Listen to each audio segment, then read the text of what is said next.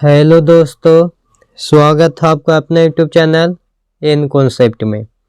तो आइए दोस्त, हम लोग बिहार बोर्ड क्लास 10 के लिए साइंस पढ़ेंगे दोस्त, जो आपको 2024 एग्ज़ाम के लिए VVI होंगे।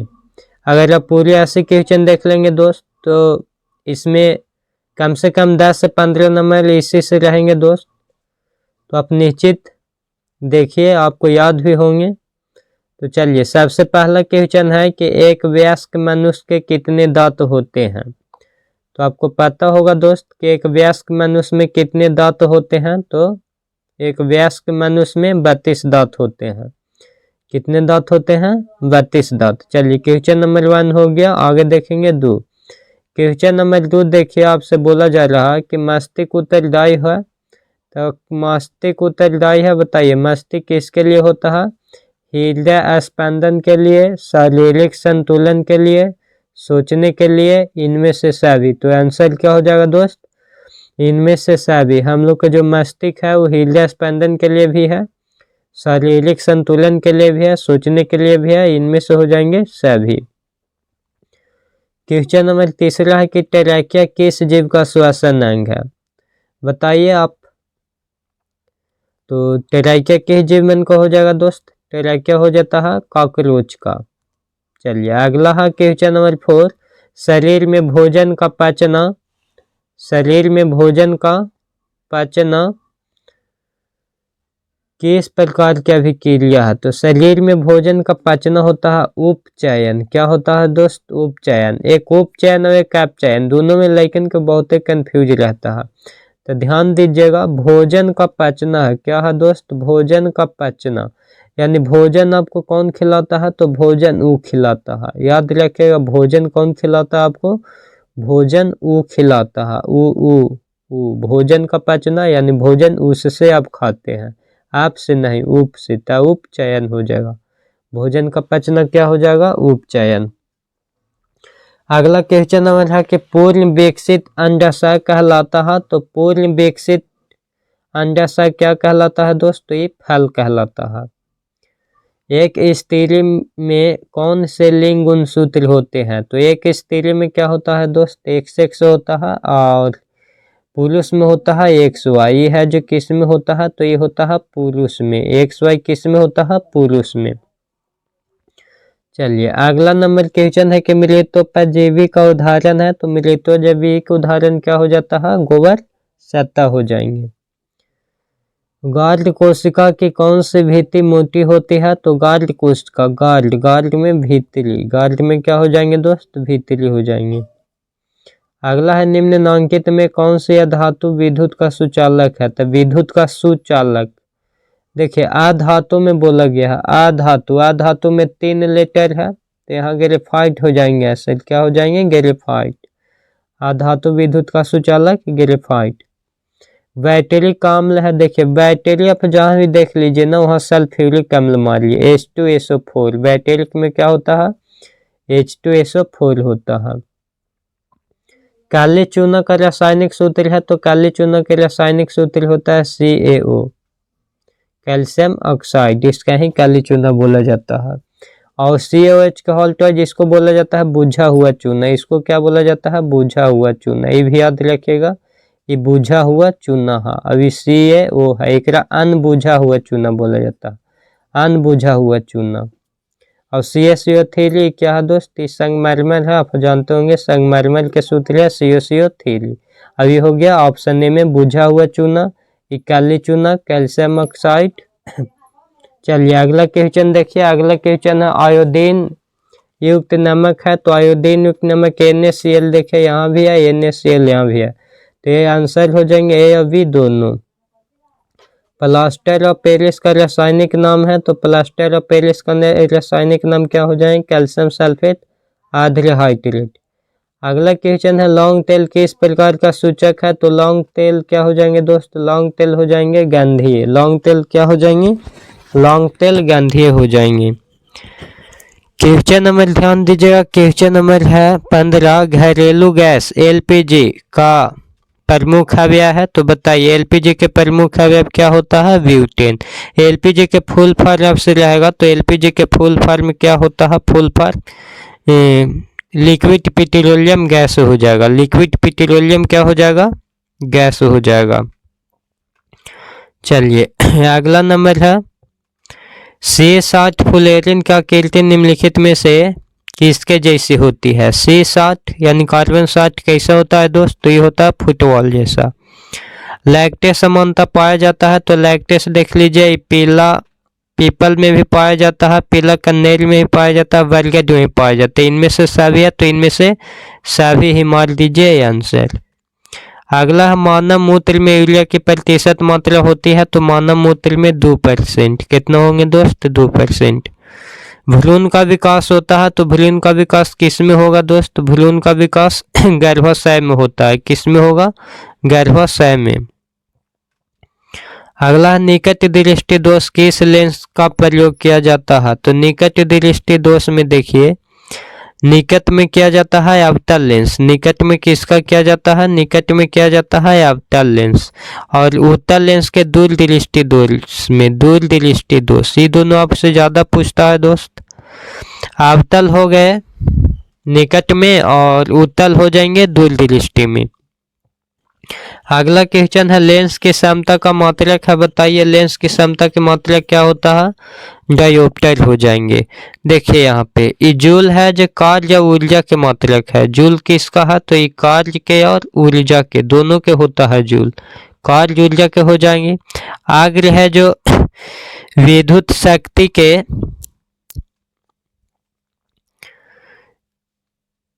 विद्युत शक्ति के क्या है? याग्र है विद्युत शक्ति के उपएसआई मात्रक होता है, मतलब सीजीएस मात्रक। एसआई मात्रक नहीं, शक्ति के क्या है? सीजीएस मात्रक है। अभी वाट है जो क्या है? शक्ति के मात्रक है। शक्ति के मात्रक वाट होता है। चलिए अगला क्वेश्चन है 1 किलोवाट घंटा बराबर होता है, तो 1 किलोवाट घंटा बराबर कितना होता है? 3.6 गुने 10 के पावर 6 जूल। प्रकाश का चाल न्यूनतम होता है। न्यूनतम पूछ रहा है, यहाँ ठिकानी न मार देना है निर्वात में। न्यूनतम यहाँ बोल रहा है, तो ये निर्वात में अधिकतम होता है। कितना स्टूडेंट क्या करते हैं कि तुरंत देखे प्रकाश मार दिए निर्वात में। निर्वात में अधिकतम होता है, यहाँ आपको न्यूनतम बोल रहा है, तो न्यूनतम हो जाएंगे कांच में। न्यूनतम किस में हो जाएंगे? कांच में। निर्वात में अधिकतम और कांच में न्यूनतम। न्यूनतम बोलेगा तो कांच में और अधिकतम बोलेगा तो निर्वात में। अगला है निम्न में से किस लेंस की फोकस दूरी धनात्मक होती है? तो उत्तल लेंस के हो जाएंगे धनात्मक, इसका हो जाता है धनात्मक, और अवतल लेंस के हो जाएंगे ऋणात्मक। यानी आप ट्रिक रखिएगा, उत्तल सूचका के हो जाएगा बाहर का, प्लस मैंने बाहर का, बाहर का के हो जाता है सूचका, यानी प्लस के हो जाएंगे माइनस, बाहर का के हो जाएंगे माइनस और सूचका के हो जाएंगे प्लस। तो प्लस के बोलते हैं धनात्मक और माइनस के बोलते हैं ऋणात्मक। तो इससे याद रखेगा अवतल होता है बाहर का, तो बाहर का के सूचका, सूचका यानी माइनस, माइनस यानी ऋणात्मक, और सूचका के बाहर का यानी प्लस, प्लस यानी धनात्मक। तो धनात्मक हो जाएंगे किसका? उत्तल लेंस के। अगला है कैमरे के ताप पर द्रव अवस्थित रहने वाली धातु अधातु है। देखिए धातु में 3 लेटर है, तो यहाँ ब्रोमीन हो जाएंगे, और धातु ही पारा बोलेगा तो ये धातु हो जाएगा। पारा क्या होगा? धातु। पारा होता है धातु।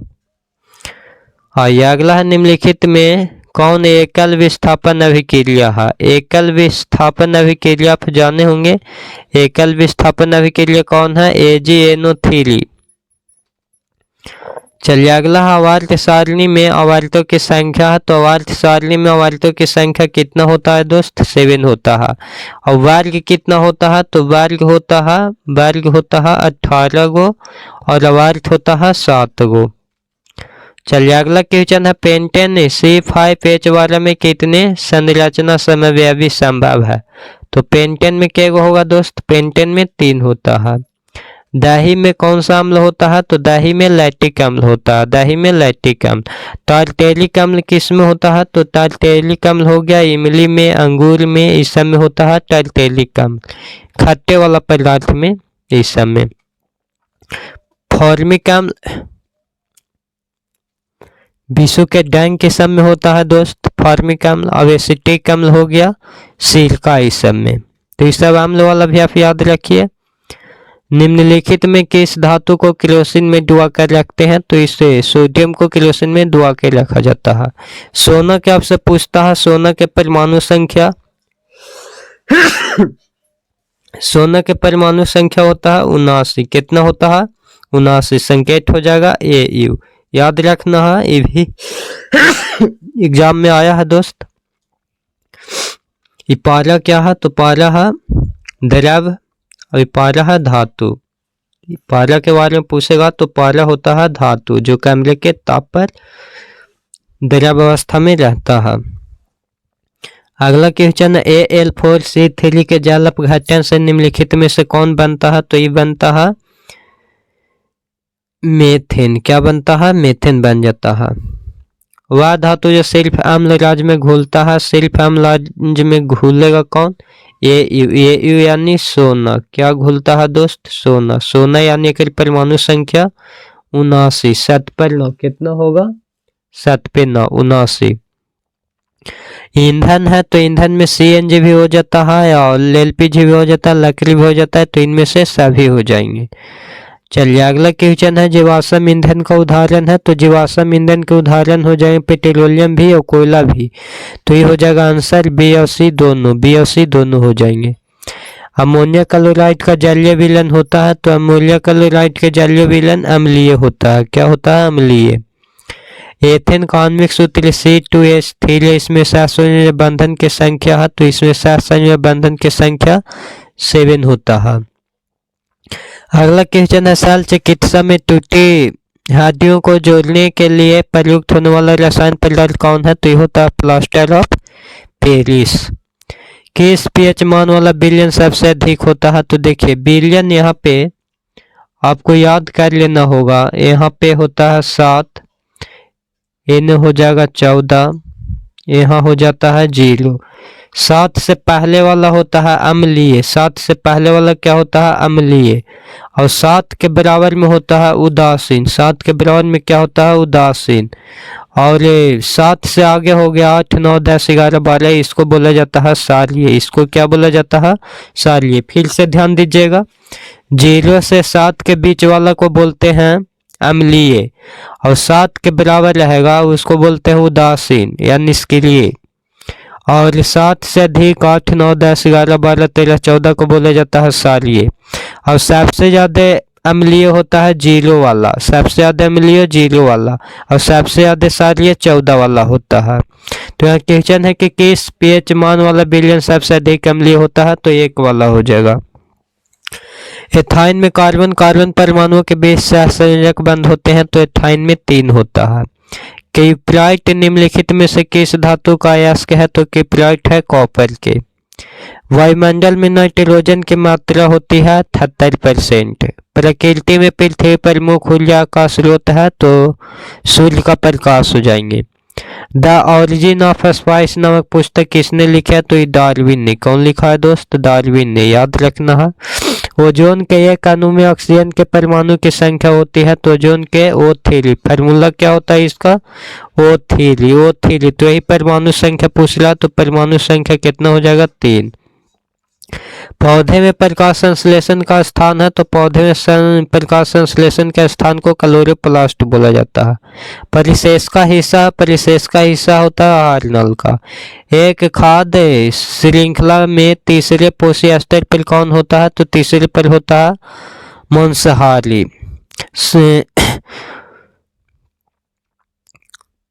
मांसाहारी हो जाएगा तीसरा पे दोस्त। उत्पादक पहला पे, शाकाहारी दूसरा पे, मांसाहारी तीसरा पे। चलिए आगे होगा निम्न में से कौन से समूह में केवल जैव निम्नीकरण पदार्थ है? तो ये कौन हो जाएंगे दोस्त? बांस, पूस तथा चमड़ा। आयोडीन को निम्नलिखित में से किस द्रव में घोलने से टिंचर आयोडीन बनता है? तो किस में घोलने से बनता है? एथिल एल्कोहल्स में। डालडा में उपस्थित वसा अम्ल किस प्रकृति का होता है? तो डालडा में संतृप्त प्रकृति का होता है। प्रोपेनॉल का क्रियाशील मूलक है। तो प्रोपेनॉल के क्रियाशील मूलक क्या हो जाएंगे? ए हो जाएंगे। ये OH होता है अल्कोहल के, याद रखना है। OH की किसका होता है, तो OH होता है अल्कोहल के। COOH होता है कार्बोजेलिक अम्ल के। किसका होता है, कार्बोजेलिक अम्ल का होता है। CHO होता है एल्डिहाइड के। यही इतना तीनों चार में से पूछेगा दोस्त। एक CHAO पूछेगा, एल्डिहाइड वाला पूछेगा, कार्बोजेलिक अम्ल वाला पूछेगा और अल्कोहल वाला पूछता है।